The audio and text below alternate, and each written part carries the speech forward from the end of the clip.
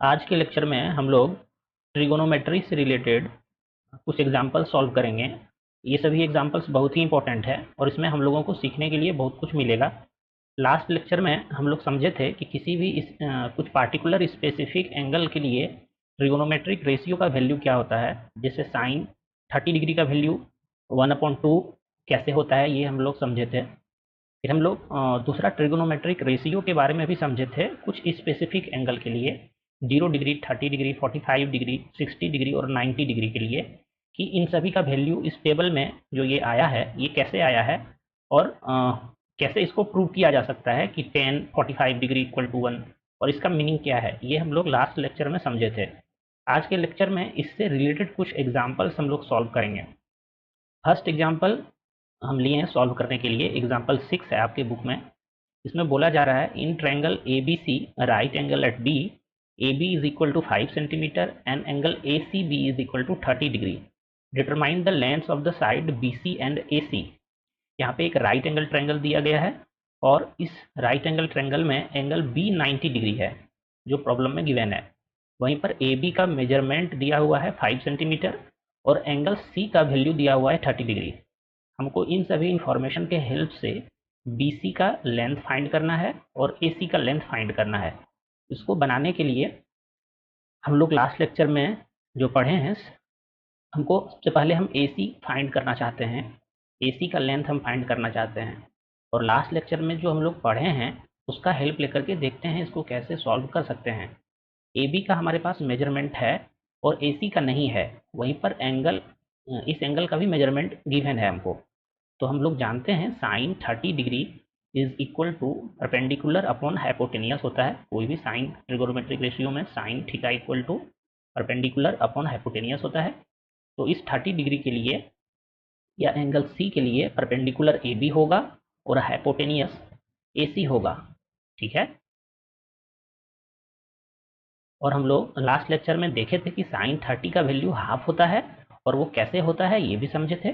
तो sign 30 degree के बदले में हम हाफ लिख सकते हैं क्योंकि इसका वैल्यू हाफ आता है और ए बी का हमारे पास मेजरमेंट है और ए सी का मेजरमेंट हमको फाइंड करना है।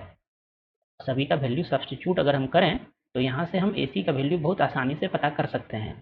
ए सी इक्वल टू हो जाएगा 5 इंटू 10 दैट इज 10 सेंटीमीटर। ठीक है। ए सी का हम लोग वैल्यू फाइंड कर लिए। अब एक इसका दूसरा पार्ट भी है, BC का लेंथ फाइंड करना है। तो BC का लेंथ फाइंड करने के लिए 2-3 तरीका है। ये हमारे पास 10 सेंटीमीटर आया है AC का, अभी तुरंत हम फाइंड किए हैं। हम पाइथागोरस थ्योरम भी अप्लाई करके इस राइट एंगल ट्रायंगल में BC का लेंथ फाइंड कर सकते हैं। BC square is equal to हो जाएगा पाइथागोरस थ्योरम से AC square minus AB square. और हमारे पास AC का भी वैल्यू है और AB का भी वैल्यू है, तो हम यहाँ से BC का वैल्यू फाइंड कर सकते हैं। एक तो ये तरीका है। दूसरा तरीका हम ट्रिगोनोमेट्रिक रेशियो यूज करके फाइंड करना चाहते हैं। तो इसी 30 डिग्री के लिए हम इसी एंगल को कंसिडर करके AB और BC में हमको एक रिलेशन चाहिए। तो हम कौन सा ट्रिगोनोमेट्रिक रेशियो यूज करें यहाँ पे। ये 30 डिग्री के लिए परपेंडिकुलर है और ये बेस है। तो बेस और परपेंडिकुलर में रिलेशन टेन थीटा देता है। तो टेन 30 अगर हम यहाँ पे यूज करें, टेन 30 डिग्री इक्वल टू हो जाएगा हमारा perpendicular A B upon base B C. ठीक है। और ए बी का मेजरमेंट हमको पता है, बी सी का फाइंड करना है। टेन 30 डिग्री का वैल्यू क्या होता है ये आप रिकॉल करिए या फिर अभी टेबल से देख लेते हैं हम। ये 1/√3 होता है, तो इसको यूज करेंगे हम लोग।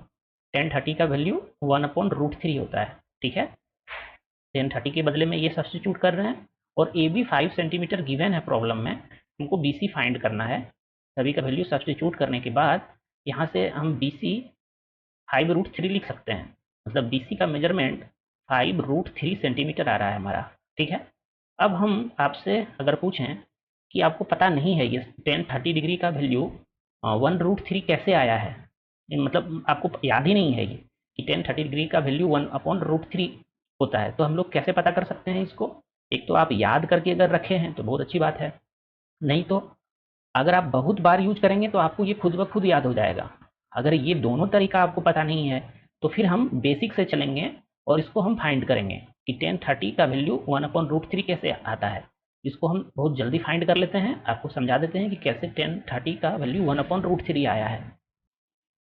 30 डिग्री के लिए हम एक राइट एंगल ये इक्विलेटरल ट्रायंगल लिए थे, जिसमें कि सभी एंगल का मेजरमेंट 60 डिग्री होता है, ये जानते हैं हम, ये 60 डिग्री होगा।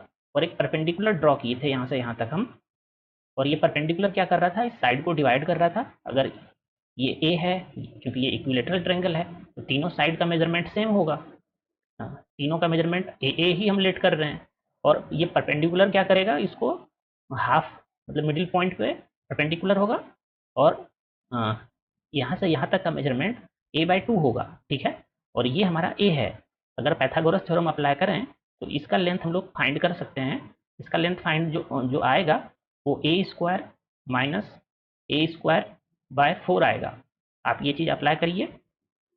और अगर आपको ये समझ में नहीं आ रहा है, हम जल्दी से कर रहे हैं यहाँ पे, इसीलिए आपको हो सकता है समझ में नहीं आए। ये हमारा आएगा इसका मेजरमेंट ए के टर्म में। अब ये 60 डिग्री है और ये 90 डिग्री है इस ट्रायंगल में, तो ये 30 डिग्री होगा।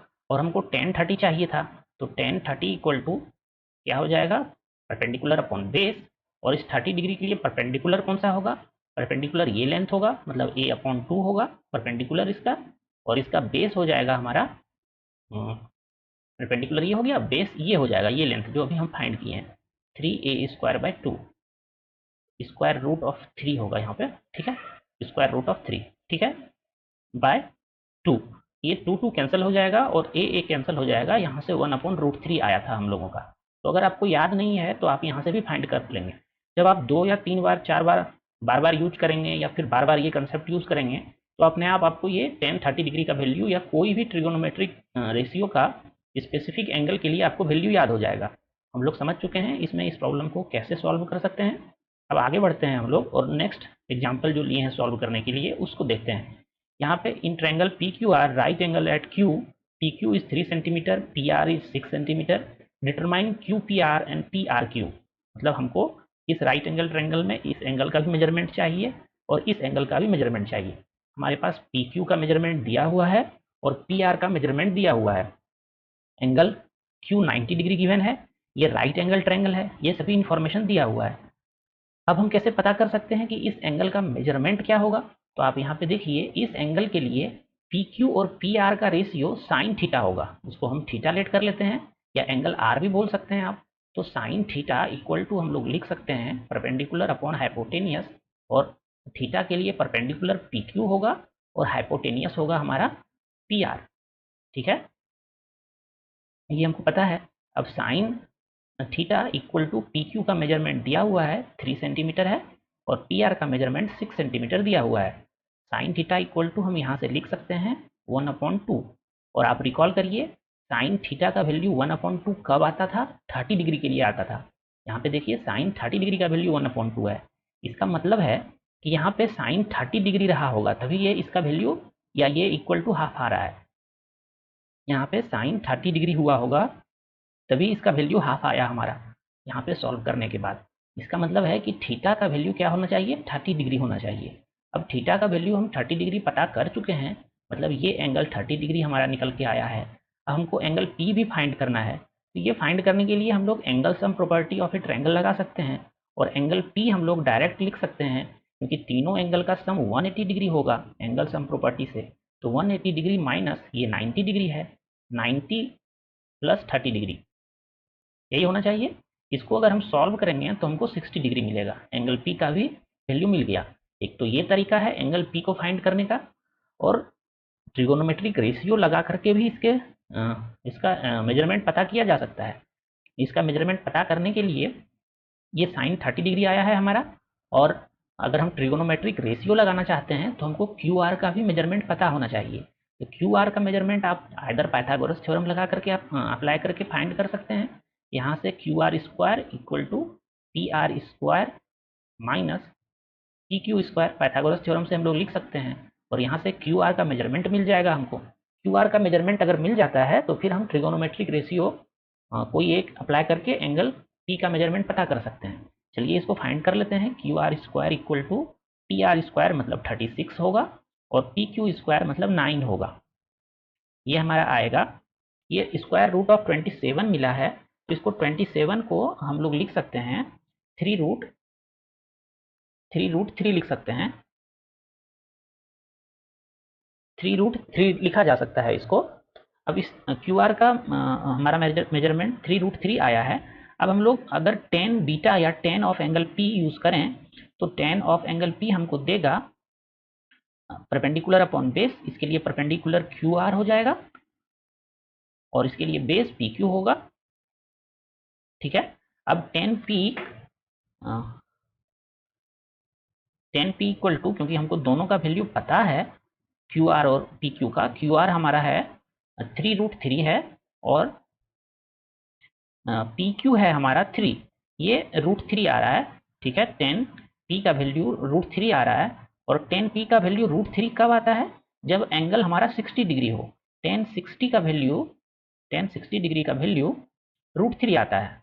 इसका मतलब है कि 10p इज इक्वल टू 1060 और angle p is equal to 60 degree. यहाँ से भी मिल रहा है, तो आप इस प्रकार से भी जा सकते हैं और इस प्रकार से भी जा सकते हैं, दो तरह से आप इस प्रॉब्लम को सॉल्व कर सकते हैं। ठीक है, अब नेक्स्ट प्रॉब्लम देखते हैं क्या है। ये इंपॉर्टेंट प्रॉब्लम है। इसमें बोला गया है कि if sine a minus B equal to half and cos a plus B equal to half where a plus b angle is less than 90 degree and greater than 0 degree and angle a is greater than b, find a and b। ये यहाँ पे दिया गया है। इस condition को बाद में समझेंगे, पहले इसको देखते हैं कैसे सॉल्व किया जा सकता है। Sine a minus B equal to half दिया हुआ है, हमारे पास है sine of angle a minus B is equal to half, ये प्रॉब्लम में गिवन है हमको। और साइन 30 डिग्री का वैल्यू हाफ होता है, ये हम लोग जानते हैं। साइन 30 डिग्री का वैल्यू हाफ होता है। इसका मतलब है इस दोनों से हम क्या लिख सकते हैं कि sine a minus B is equal to sine 30 degree, ये लिख सकते हैं। और हम लोग इस तरह का प्रॉब्लम देखे भी थे कि अगर इस प्रकार से हो तो a minus B is equal to 30 degree होगा। ठीक है, a minus B equal to 30 degree ये आ रहा है हमारा। वहीं इसका दूसरा स्टेटमेंट को अगर हम इसी तरह से आगे बढ़ें लेकर के, तो हमारे पास क्या मिलता है देखते हैं। Cos a plus B equal to half दिया हुआ है, ये कंडीशन है। और हम लोग जानते हैं कि कॉस 60 डिग्री का वैल्यू हाफ होता है। ठीक है, तो कॉस 60 इक्वल टू हाफ होता है, ये हम जानते हैं। अब ये दोनों हाफ हाफ है, तो यहाँ से लिख सकते हैं हम cos a plus B is equal to cos 60 degree, ये लिखा जा सकता है। और इस इक्वेशन के बाद हम लोग बोल सकते हैं कि a plus B is equal to 60 degree. तो a plus B equal to 60 आ रहा है हमारा और a minus B equal to 30 degree आ रहा है। अब इस दोनों इक्वेशन को, इसको इक्वेशन सेकेंड लेट कर लेते हैं हम और इसको इक्वेशन फर्स्ट लेट कर लेते हैं।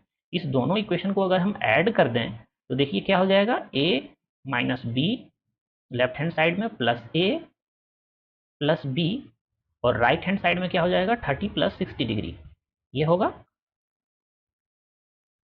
तो इसको और हम सॉल्व करें तो हमको मिलेगा 2a इक्वल टू 90 डिग्री मिला है हमको और a का वैल्यू यहाँ से हमको 45 डिग्री मिलेगा। अब a का वैल्यू 45 डिग्री मिल गया हमको और हमको b का वैल्यू पता करना है, तो a का वैल्यू इस किसी भी इक्वेशन में सब्स्टिट्यूट कर देते हैं हम, इक्वेशन सेकेंड में ही सब्स्टिट्यूट कर देते हैं। तो यहाँ से हमको क्या मिलेगा 45 degree plus b equal to 60 degree, हम सब्स्टिट्यूट कर रहे हैं वैल्यू और यहाँ से b का मेजरमेंट आएगा 60 माइनस 45 दैट इज 15 डिग्री। ठीक है, तो एंगल ए का हमारे पास वैल्यू 45 आया और एंगल बी का 15 आया। अब हम लोग समझते हैं कि ये कंडीशन क्या बोलना चाह रहा है, यहाँ पे ये कंडीशन देने का मतलब क्या है और क्यों दिया गया है कंडीशन। हमारे पास ए का वैल्यू निकला 45 डिग्री और बी का निकला 15 डिग्री, तो ये कंडीशन तो मैच हो रहा है। और ए प्लस बी इस दोनों को ऐड कर दें तो ये 60 डिग्री आ रहा है, जो कि लेस देन 90 डिग्री है और ग्रेटर देन 0 डिग्री है। ऐसा अगर कंडीशन नहीं रहता तो क्या प्रॉब्लम था। ये आपको कंडीशन इसलिए दिया गया है क्योंकि अभी तक जो हम लोग पढ़े हैं साइन 30 इक्वल टू हाफ पढ़े हैं, तो सिर्फ sine 30 degree equal to half नहीं होता है।